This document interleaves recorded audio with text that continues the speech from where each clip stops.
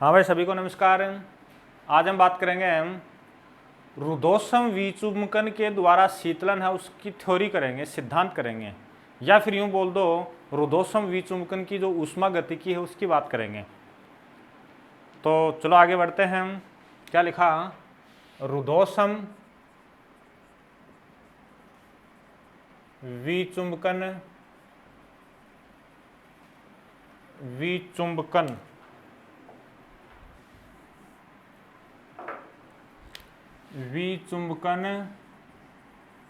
की ऊष्मागतिकी,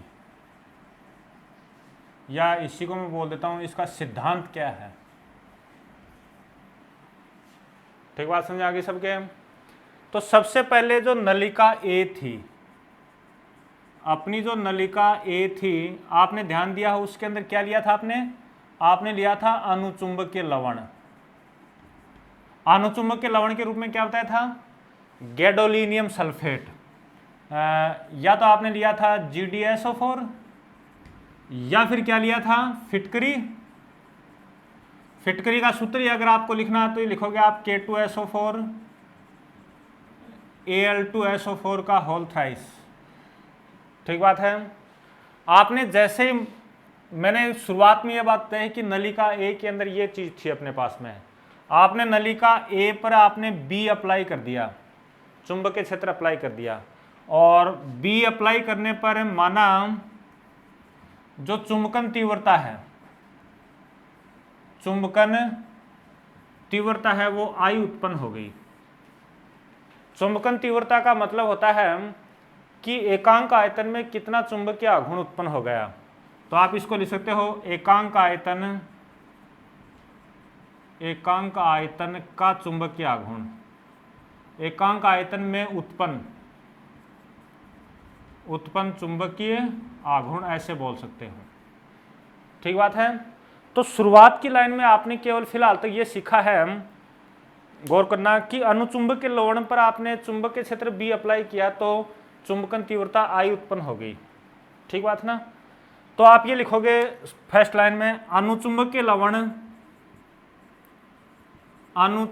लवण पर किया गया कार्य, अगर उसको मैं dW' लिखूं, इसको दो प्रकार से बताऊंगा। डायरेक्ट याद करना चाहो तो आप लिखोगे BdI। बी यहां पर आपका जो अप्लाई किया गया चुंबकीय क्षेत्र है, और ये चुंबकन तीव्रता है, और चुंबकन तीव्रता का मतलब है एकांक आयतन में उत्पन्न चुंबकीय आघूर्ण है।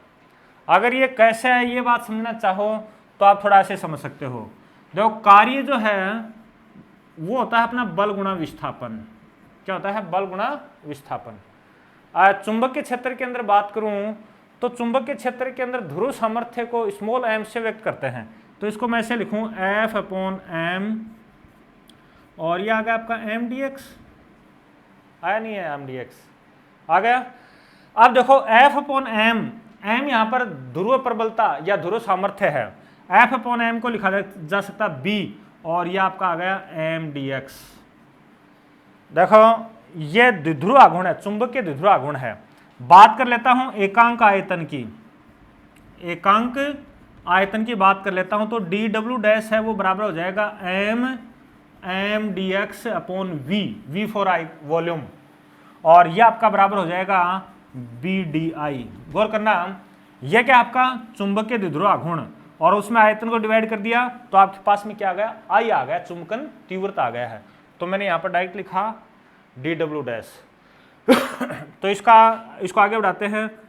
अनुचुंबकीय लवण के द्वारा किया गया कार्य, लवण के द्वारा किया गया कार्य, अगर उसको मैं dW लिखूं तो वो हो जाएगा -dW', और ये आपका आ गया -BdI। ठीक बात ना? अब अगर मान लो टोटल कार्य निकालना हो, या ये तो किसके द्वारा है? चुंबकीय क्षेत्र, वो कार्य निकला फिलहाल तक। अगर कुल कार्य निकालना हो तो कुछ यांत्रिक कार्य हो जाएगा और कुछ चुंबकीय क्षेत्र अप्लाई करने में किया गया कार्य। कुल कार्य निकालना हो तो आप चलो उसको लिखा dW, और यह आ जाएगा यांत्रिक कार्य, प्लस चुंबकीय क्षेत्र के विरुद्ध किया गया कार्य या चुंबकीय कार्य। बात समझ आ गई। यांत्रिक कार्य अपना क्या होता है, पीडीवी होता है, पीडीवी। और यहां पर चुंबकीय क्षेत्र के विरुद्ध किया गया कार्य, और ये आपका कितना हो गया, आपका बीडीआई, बीडीआई हो चुका है। इतनी बात याद होगी मेरे हिसाब से। इसके बाद में अपन बात करते हैं, देखो अनुचुंबकीय लवण में लवण का आयतन है वो नियत है। अनुचुंबकीय लवण का आयतन क्या है, नियत है। इस कारण जो डीवी है वो जीरो हो जाएगा। इसका अर्थ क्या है, डीवी है वो आपका क्या हो जाएगा, जीरो हो जाएगा। और डीवी जीरो होते ही ये आपका जीरो हो गया। अतः कार्य यानी अनुचुंबकीय लवण के द्वारा किया गया कार्य डी डब्ल्यू बराबर आपका आ गया बी डी आई। जो अपना फर्स्ट लॉ है, फर्स्ट लॉ कौन सा, थर्मोडायनेमिक्स का, वो लॉ क्या कहता है कि D Q equal to D U plus D W.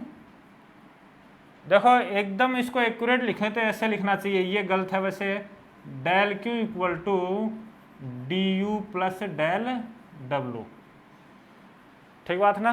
तो चलो ये लिखा, डी क्यू की जगह लिखूंगा मैं T D S, D you की जगह डी यू, और डी डब्ल्यू अपना क्या है, माइनस बी डी आई।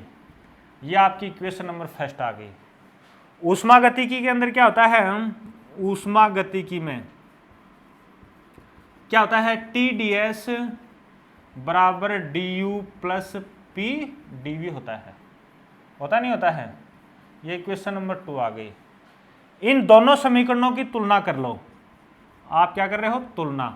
तो आप देखोगे कि ऊष्मागतिकी में, गतिकी में जो कार्य टी एस पी वी कर रहा है वही कार्य चुंबकीय क्षेत्र के अंदर आपका क्या करे, टी की जगह टी है, तुलना करो, टी की जगह टी, एस की जगह एस, यू की जगह यू, फिर बाद में देखो पी की जगह आ जाएगा माइनस बी, और वी की जगह आपका आ जाएगा आई आ जाएगा। ये ध्यान देने वाली बात है, और तो सेम है। यानी ऊष्मागतिकी की जो समीकरण है, थर्मोडायनेमिक्स के जो इक्वेशंस हैं, चाहे वो मैक्सवेल हो चाहे कोई दूसरा हो, उसके अंदर P की जगह तो आप माइनस बी रखो और V की जगह अगर I रखो तो वो चुंबक के क्षेत्र के इक्वेशन में परिवर्तित हो जाते हैं। बात समझा गई सबके? किस प्रकार से यहाँ समझाया, थोड़ा सा थोड़ा देखो, ये ध्यान देना, यांत्रिक कार्य PdV है और ये चुंबक के क्षेत्र अप्लाई करने पर चुंबक के क्षेत्र के द्वारा किया गया कार्य या चुंबक के क्षेत्र के विरुद्ध किया गया कार्य फिर ये हो गया था। फिर देखो अनुचुंबकीय पदार्थों का जो आयतन है वो नियत रहता है इस प्रोसेस के अंदर, इस विधि के अंदर, तो dV जीरो हो जाएगा तो ये चेंज हो जाएगा। फिर यहाँ पर मैंने थर्मोडायनेमिक्स का फर्स्ट लॉ लिखा था और उसको चेंज करके मैं ऐसे लिख सकता हूँ, dQ इक्वल टू TdS होता है, अपन जानते हैं du की जगह du है और dW यहाँ पर ने निकाला माइनस BDI। फिर ये फर्स्ट लॉ है ही अपना, इनकी तुलना की तो यह आया है। और अब तक आपने ये सीखा है कि P की जगह तो माइनस बी रखेंगे और V की जगह क्या रखेंगे, I रखेंगे। तो थर्मोडायनेमिक्स के जो इक्वेशन हैं वो चुंबकीय क्षेत्रों के लिए अप्लाई हो जाते हैं, चुंबकीय क्षेत्रों के लिए काम में ले सकते हैं या चुंबकीय क्षेत्रों में काम में ले सकते हैं। यानी ध्यान है आपने क्या दिया, P की जगह रखना है आपको माइनस बी और V की जगह रखना है I रखना है। तो देखो मैक्सवेल का third equation, from Maxwell third equations, third equation, बोलो क्या लिखूं? अगर इक्वेशन याद नहीं है तो ये याद करना बताया था, TVS और TPS बताया था, ऐसे कुछ PPSS और STST, तीसरे वाला यहाँ से बनेगा। तो अपना क्या आया था, del T upon del P बराबर, थोड़ा गलत कैसे हो गया ये VV है भैया, VV ये तो लिखूंगा, तो ये आ गया del V upon del S। बात क्लियर हो गई? इसमें कांस्टेंट कौन आएगा, इसमें तो S हो जाएगा और इसमें कौन हो जाएगा, P हो जाएगा। अपन लोग जानते हैं कि D S equal to D Q upon T होता है। तो इसमें इसी इक्वेशन को मैं ऐसे भी लिख सकता हूँ, del T upon del P. हाँ भाई, एक सेकंड के लिए थोड़ा बीच में बोल देता हूँ। मेरे हिसाब से मैं स्टेप बार बार बोलता हूँ तो आपके स्टेप अपने आप आ रही होंगे। अगर कोई स्टेप समझ में नहीं आती है फिर भी, तो आप कमेंट के द्वारा ये आपका जो प्रॉब्लम हो वो पूछ सकते हो, बेझिझक पूछें। इसमें कोई शर्माने वाली कोई बात नहीं है। अपना काम पढ़ाने का है, आपका काम पढ़ने का है, और पढ़ाई में और पढ़ाने में शर्म नहीं होनी चाहिए, मेरा ये मानना है। टी ऊपर आ जाएगा, इसकी जगह रख रहा हूँ वो वैल्यू, तो del V upon del Q, और कांस्टेंट कौन है, पी चल रहा है पहले। मेरे साथ समझाइए सबके। फिर पुट क्या करूँ, पुट ये करूँगा कि और तो बाकी टी और एस तो सेम रहते हैं। थोड़ी देर पहले अपने बात की थी कि पी की जगह तो पुट करना माइनस बी, एंड वी की जगह पुट करना आई। ठीक बात है ना। चलो ये आपका आ गया del T upon del B, और एस की जगह एस है, ये माइनस हो जाएगा, that equal to T del I upon del Q. इसमें पी है तो बी हो जाएगा कांस्टेंट। इसी स्टेप माइनस को मैं इधर भी कर सकता हूं। अब देखो इसको थोड़ा सा किस प्रकार से क्या लिख सकते हैं, माइनस टी तो है ही, del I upon del T into del T upon del Q कर सकता हूँ इसको मैं।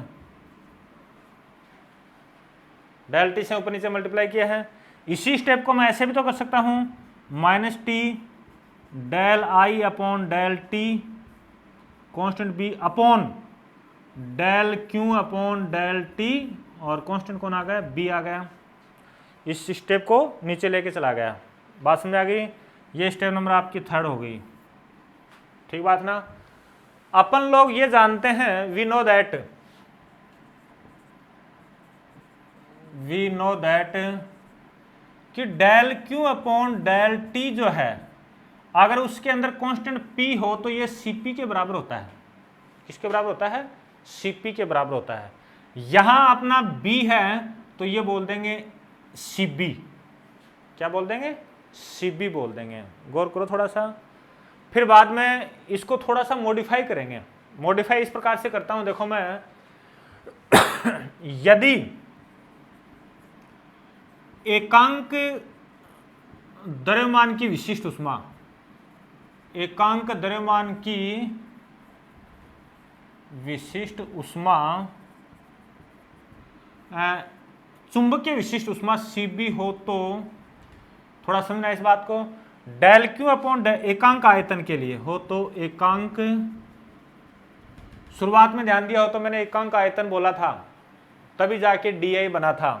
एकांक आयतन के लिए थोड़ा दोबारा समझना, ये लाइन मैंने केवल समझने के लिए लिखी है। आप यहां से शुरू करोगे कि एकांक द्रव्यमान की विशिष्ट ऊष्मा Cb हो तो एकांक आयतन के लिए क्या लिखूं। पहले एकांक द्रव्यमान की बात करो, तो एकांक द्रव्यमान की बात करूंगा तो आ जाएगा del Q upon del T, constant कौन है, बी। एकांक द्रव्यमान की है, ये आ गया। अब आपको एकांक आयतन करना है तो भाग v करोगे, नहीं करोगे, ये द्रव्यमान बटा आयतन, ये आपका क्या होगी, डेंसिटी हो गई। तो इसी की जगह मैं ऐसे लिख सकता हूं, ये लिखा dCb। क्या लाइन समझ नहीं है, एक बार दोबारा सुनना बात को, गौर करोगे समझ में आएगी। एकांक द्रव्यमान की विशिष्ट ऊष्मा Cb है, बात समझ आ गई। तो एकांक आयतन, ये एकांक आयतन को शो कर रही है। एकांक आयतन में शुरुआत से लेके चल रहा हूं, तो इसमें भाग लगाएंगे, डिवाइड करेंगे 20 से, तो द्रव्यमान बटा आयतन क्या आ जाएगा आपका, डेंसिटी आ जाएगी। यहां d क्या है, यहां d है डेंसिटी। मेरे हिसाब से बात भी समझ आ गई सबके। तो इक्वेशन नंबर थर्ड है वो चेंज किस प्रकार से होगी, put in equation third we get, यानी समीकरण 3 में रखने पर हम क्या प्राप्त करते हैं, del T upon del B, और कांस्टेंट एस है ही यहाँ वो, इक्वल टू माइनस टी, इसकी जगह क्या रखूं, डी सी बी और ये है del I upon del T, और कांस्टेंट कौन है इसमें, बी है। ये इक्वेशन नंबर आपकी 4 हो गई।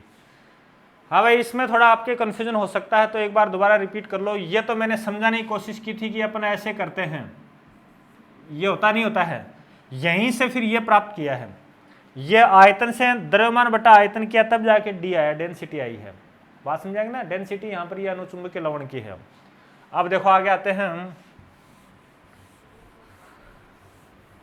देखो अपना क्यूरी नियम क्या कहता है, क्यूरी नियम क्या कहता है कि चुंबकीय प्रवृत्ति काई इक्वल टू होता है सी अपॉन टी, ऐसा ही तो कहता है ये इक्वेशन नंबर 5।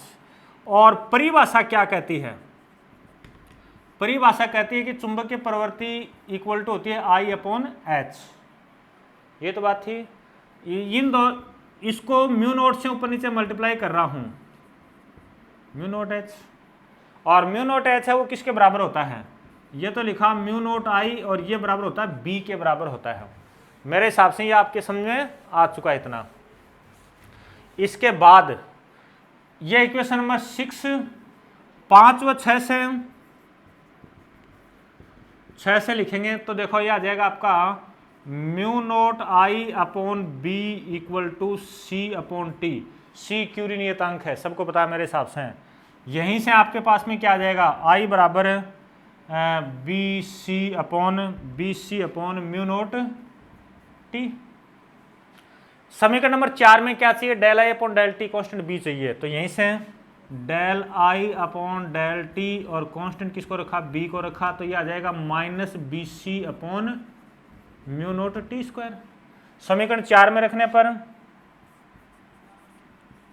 समीकरण 4 में रखने पर तो देखो क्या प्राप्त होता है, मैं डायरेक्ट कर दूं, del T upon del B, ये तो आएगा minus T D C B, और del I upon del T आ जाएगा।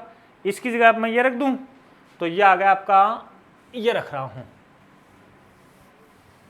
तो आपका ये प्राप्त हो गया minus B C upon mu naught T square. देखो माइनस माइनस तो प्लस हो गया, एक टी कैंसिल हो गया। आपके पास में फिलहाल ये बच गया, चलो इस साइड में कर रहा हूं, ये लिखा बी सी ऊपर है, और ये आ गया आपका D C B mu naught T, और इसी को लिखेंगे A B upon C B T. यहाँ ए नियतांक है, किसको लिखा है, C upon D mu naught को लिखा है। बात ये भी समझ आ गई सबके। अरे यहाँ तो ये नियतांक मानना है, ए है, इसको भी क्यूरी नियतांक ही कहते हैं, ठीक बात है ना।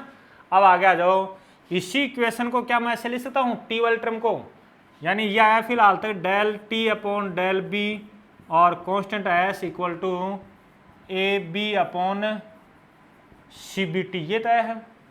ये टी साइड में लेके आ रहा हूं, तो T del T equal to A upon C B,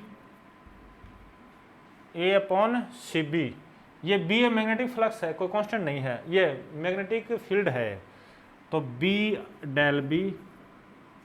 अब देखो अपन ने क्या किया था शुरू में, देखो ऐसे किया था, शुरुआत में जो अनुचुंबकीय लवण था उसका शुरुआत का टेम्परेचर T1 था, और बाद में टेम्परेचर क्या हो गया था, T2 हो गया था।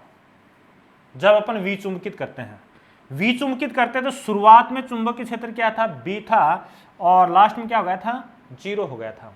अरे विचुंबकन में तो करते हैं कि B को 0 करते हैं, तो इसका समाकलन करता हूं, तो समाकलन किया T1 टू T2 और T डेल T, और ये आ गया A अपॉन सी बी, तो बाहर आ गया, और B शुरुआत में था तो B, और ये 0, और B डेल B। तो देखो इसको आगे बढ़ाते हैं, ये आ गया टी स्क्वायर, और लिमिट रखेंगे T1 से T2, और यहीं से आ जाएगा ये A अपॉन सी बी और ये B square limit B to 0। पहले तो ये बताओ, ये बात समझा नहीं है, ये बताओ। अरे विचुंबकित करते हैं तो शुरुआत में माना कि टेम्परेचर T1 है, विचुंबकित करके ठंडा होने पर टेम्परेचर हो जाता है T2 हो जाता है, बात है ना। विचुंबकित करते हैं तो शुरुआत में बी चुंबकीय क्षेत्र कुछ अप्लाई कर रखा था चुंबकित करने के लिए, फिर अपन अचानक 0 करते हैं, थोड़ा गौर किया हो तो ये लिमिट इस प्रकार से आई है। इसको आगे देखो करते हैं तो लिमिट रखेंगे तो T2 square minus T1 square that equal to, इसमें रखेंगे तो minus A B square upon C B, minus A B square upon C B. मेरे हिसाब से समझ आ गया माइनस कैसे आया। यहाँ रखा T2 स्क्वायर और that equal to T1 square minus A B square upon C B, और यहीं से मैं ऐसे लिखता हूँ T2 square equal to T1 square बाहर निकाल लिया, 1 माइनस ए अपॉन सी बी और b अपॉन T1 का होल स्क्वायर, ये कर सकते हैं। अब देखो यहीं से T2 अंतिम ताप है, T2 इक्वल टू यह होगा आपका T1 1 माइनस ए अपॉन सी बी और b अपॉन T1 का होल स्क्वायर की पावर हाफ। ये प्रारंभिक ताप था विचुंबकन का और ये विचुंबकन के बाद में अंतिम ताप था। अपना टारगेट ये होता है कि T2 हो सके उतना कम प्राप्त करें। T2 कम होगा, T2 कम होगा यानी कम का मतलब क्या, शीतलन ज़्यादा से ज़्यादा करें, और शीतलन ज़्यादा ज़्यादा करने के लिए कम कैसे होगा, ये स्टेप ज़्यादा हो जाए। तो ये स्टेप ज़्यादा कब होगी, जब आपका B अधिक हो, B क्या हो, A और CB तो कांस्टेंट हैं, और T1 क्या हो आपका, कम हो। यानी थोड़ा गौर करना एक बात पे, अगर विचुंबकन के प्रारंभ में जो टेम्परेचर है अनुचुंबकीय लवण का वो आपका कम हो तो भी अंतिम ताप आपका और कम प्राप्त हो जाएगा, और आप मैग्नेटिक फील्ड ज़्यादा अप्लाई कर देते हो तो भी आपका अंतिम टेम्परेचर है वो और भी कम प्राप्त हो जाएगा। इस प्रकार से इस विधि के द्वारा आप शीतलन कर पाते हो। ठीक है, इसमें दोबारा बोल देता हूँ, कोई भी थ्योरेटिकल या मैथमेटिकल लाइन समझ नहीं आती है तो आप क्वेश्चन पूछ सकते हो बेझिझक। ठीक है, धन्यवाद, थैंक यू।